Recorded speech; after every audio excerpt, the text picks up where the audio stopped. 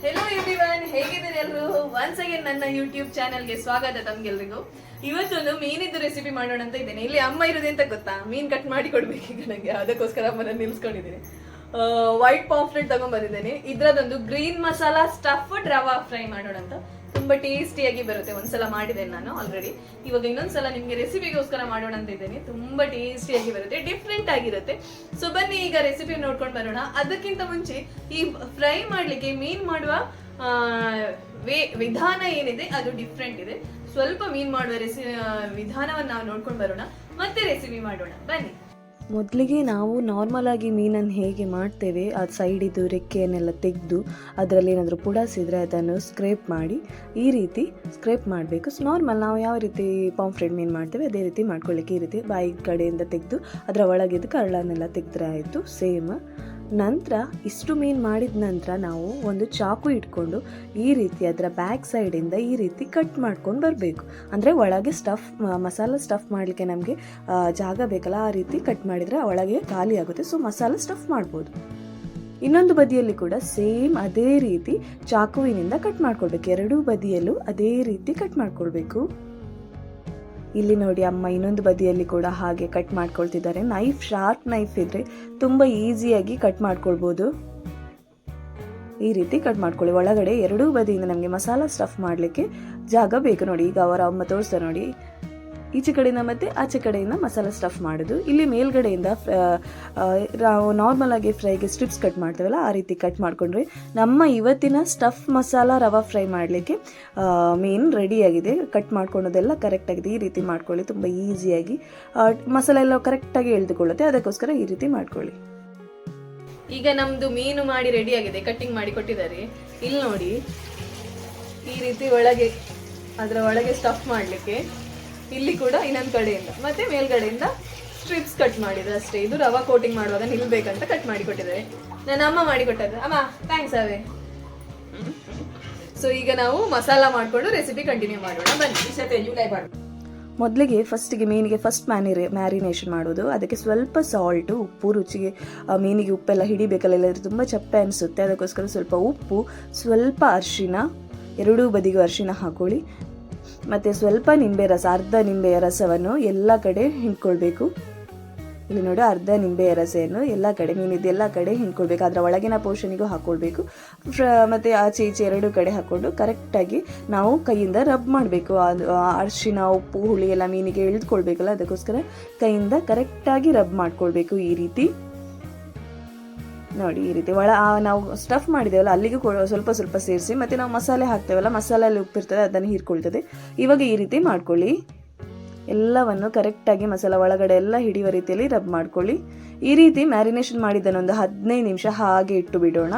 ಇವಾಗ ನಾವು ಮಸಾಲ ಮಾಡಲಿಕ್ಕೆ ಒಂದು ಸಣ್ಣ ಕೈ ಹಿಡಿಯಲ್ಲಿ ನಾನು ಕೊತ್ತಂಬರಿ ಸೊಪ್ಪನ್ನು ತಗೊಂಡಿದ್ದೀನಿ, ಸಣ್ಣ ಕೈ ಹಿಡಿಯಷ್ಟು.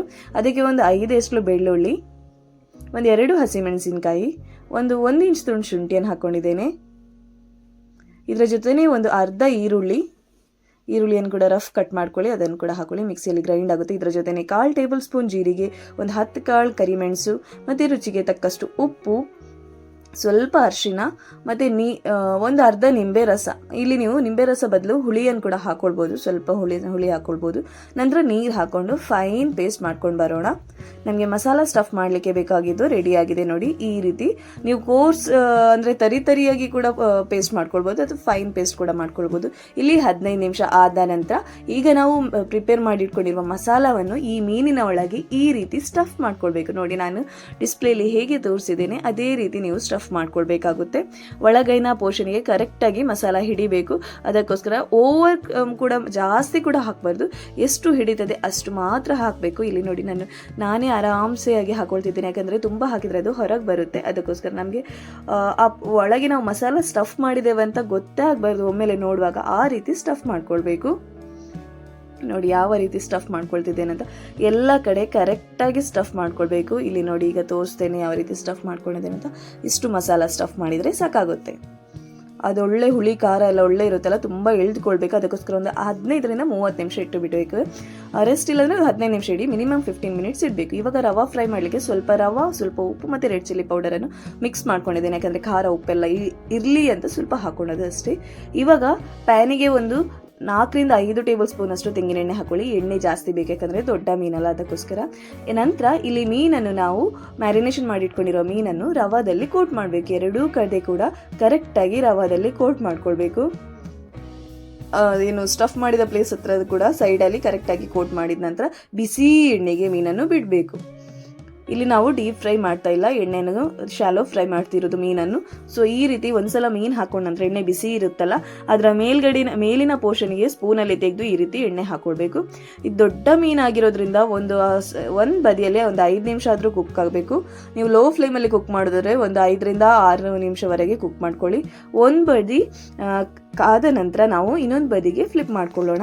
ಈ ರೀತಿ ಜಾಗ್ರತೆಯಿಂದ ಫ್ಲಿಪ್ ಮಾಡ್ಕೊಳ್ಬೇಕು. ಸಣ್ಣ ಮೀನಾದರೆ ಬೇಗ ಆಗುತ್ತೆ, ದೊಡ್ಡ ಮೀನಾದರೆ ಸ್ವಲ್ಪ ಜಾಗ್ರತೆಯಿಂದ ಮಾಡ್ಕೊಳ್ಬೇಕು. ಎರಡೂ ಬದಿ ನಾನು ಒಟ್ಟಾರೆ ಒಂದು 12ರಿಂದ 15 ನಿಮಿಷವರೆಗೆ ಫ್ರೈ ಮಾಡಿದ್ದೇನೇನು. ಮೋಸ್ಟ್ಲಿ ಎಲ್ಲ ಕಡೆ ಪ್ರೆಸ್ ಮಾಡಿ ಕುಕ್ ಮಾಡ್ತಿದ್ದೇನೆ, ಯಾಕಂದರೆ ಕರೆಕ್ಟಾಗಿ ಕುಕ್ ಆಗಲಿ ಅಂತ.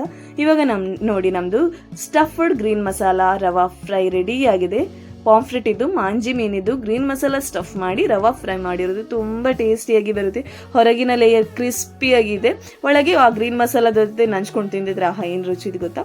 ಇವಾಗ ನೋಡಿ ಮೇಲ್ಗಡೆಯಿಂದ ಸ್ವಲ್ಪ ಕೊತ್ತಂಬರಿ ಸೊಪ್ಪು ಮತ್ತು ಸ್ವಲ್ಪ ಆನಿಯನ್ ರಿಂಗ್ಸ್ ಅನ್ನು ಹಾಕೊಂಡಿದ್ದೇನೆ. ಇದರ ಜೊತೆನೆ ನಾವು ಮಸಾಲ ಏನು ಸ್ಟಫ್ ಮಾಡಲಿಕ್ಕೆ ರೆಡಿ ಮಾಡಿ ಇಟ್ಕೊಂಡಿದ್ದೇವೆ ಅದನ್ನು ಕೂಡ ಹಾಕೊಂಡಿದ್ದೇನೆ. ಅದಕ್ಕೆ ಕೂಡ ಚಟ್ನಿ ರೀತಿ ಡಿಪ್ ಮಾಡಿಕೊಂಡು ತಿನ್ಕೊಳ್ಬೋದು.